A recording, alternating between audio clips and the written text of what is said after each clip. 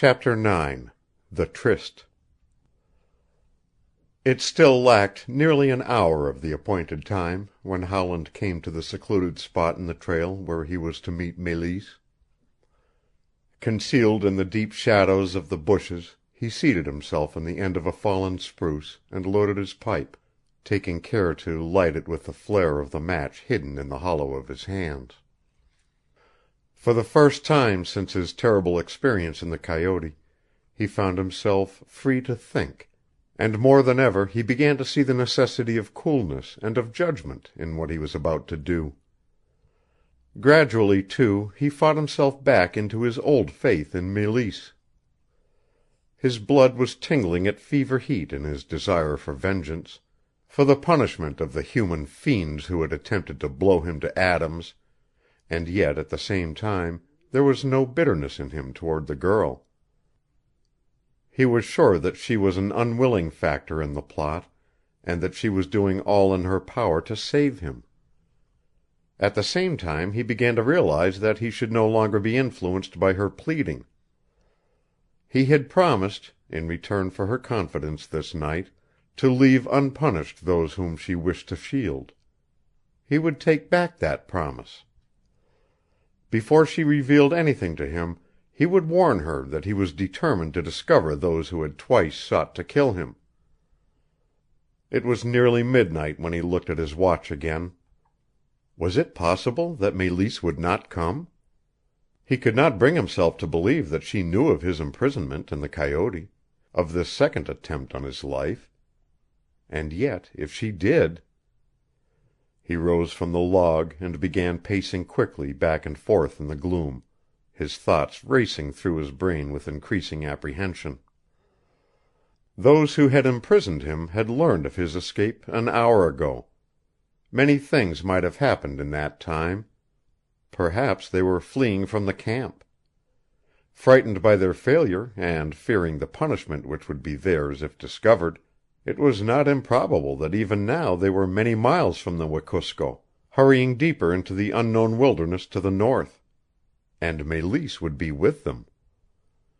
Suddenly he heard a step, a light, running step, and with a recognizing cry he sprang out into the starlight to meet the slim, panting, white-faced figure that ran to him from between the thick walls of forest trees. "Mélisse!" he exclaimed softly. He held out his arms, and the girl ran straight into them, thrusting her hands against his breast, throwing back her head so that she looked up into his face with great, staring, horror-filled eyes. "Now, now," she sobbed. "Now will you go?" Her hands left his breast and crept to his shoulders.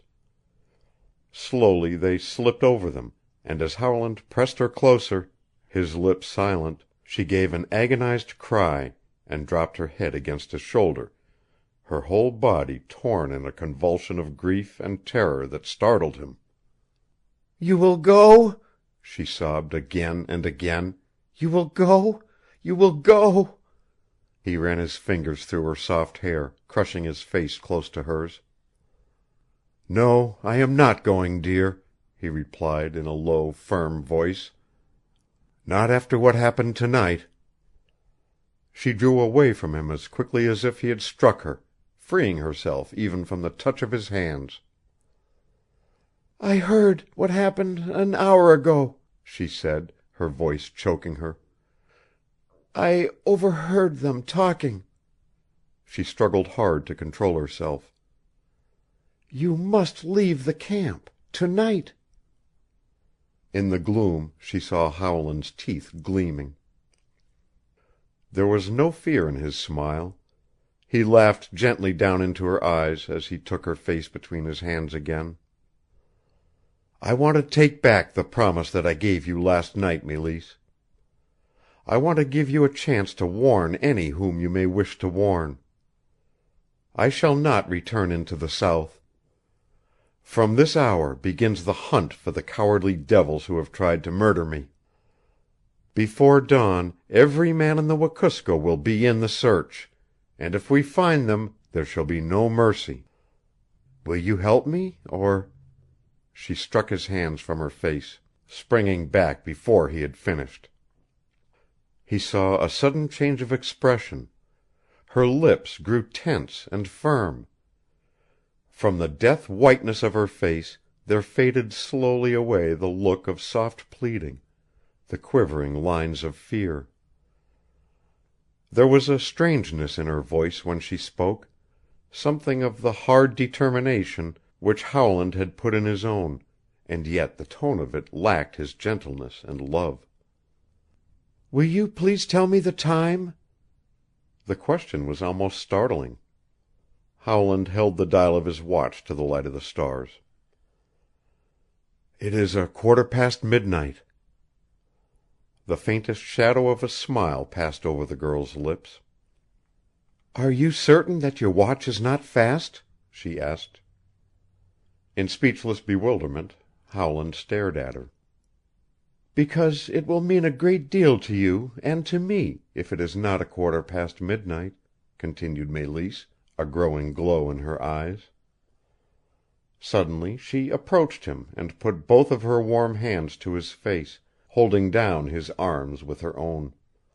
"Listen," she whispered.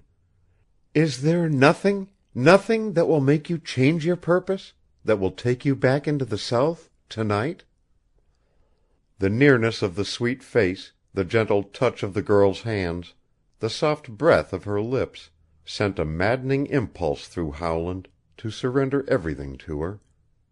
For an instant he wavered.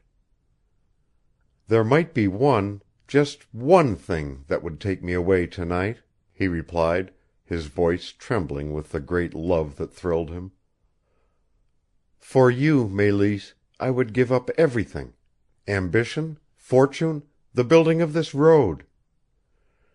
If I go tonight, will you go with me? Will you promise to be my wife when we reach Le Pas?" A look of ineffable tenderness came into the beautiful eyes so near to his own. "That is impossible. You will not love me when you know what I am, what I have done." He stopped her.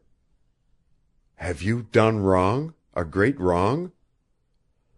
For a moment her eyes faltered; then, hesitatingly, there fell from her lips: "I don't know. I believe I have. But it's not that. It's not that." "Do you mean that I have no right to tell you I love you?" he asked.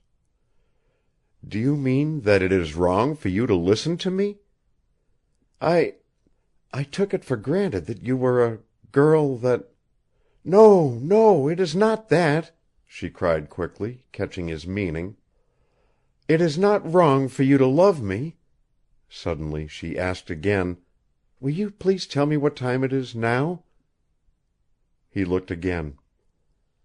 25 minutes after midnight." "Let us go farther up the trail," she whispered. "I am afraid here." She led the way, passing swiftly beyond the path that branched out to his cabin. 200 yards beyond this a tree had fallen on the edge of the trail, and seating herself on it, Mélisse motioned for him to sit down beside her. Howland's back was to the thick bushes behind them. He looked at the girl, but she had turned away her face. Suddenly she sprang from the log and stood in front of him. "Now!" she cried. "Now!" And at that signal Howland's arms were seized from behind, and in another instant he was struggling feebly in the grip of powerful arms which had fastened themselves about him like wire cable, and the cry that rose to his lips was throttled by a hand over his mouth. For an instant he caught a glimpse of the girl's white face as she stood in the trail. Then strong hands pulled him back, while others bound his wrists and still others held his legs. Everything had passed in a few seconds. Helplessly bound and gagged, he lay on his back in the snow, listening to the low voices that came faintly to him from beyond the bushes.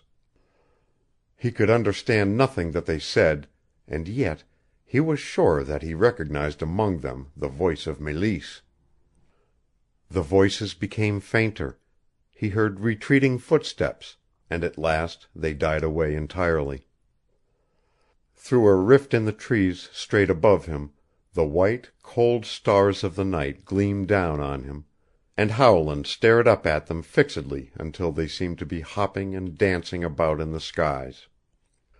He wanted to swear, yell, fight.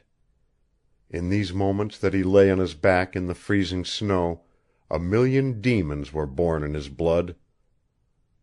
The girl had betrayed him again! This time he could find no excuse, no pardon for her. She had accepted his love, had allowed him to kiss her, to hold her in his arms, while beneath that hypocrisy she had plotted his downfall a second time. Deliberately she had given the signal for attack, and now... He heard again the quick running step that he had recognized on the trail.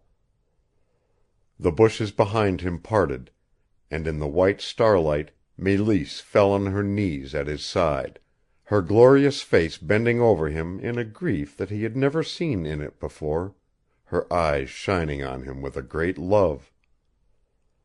Without speaking, she lifted his head in the hollow of her arm and crushed her own down against it, kissing him, and softly sobbing his name.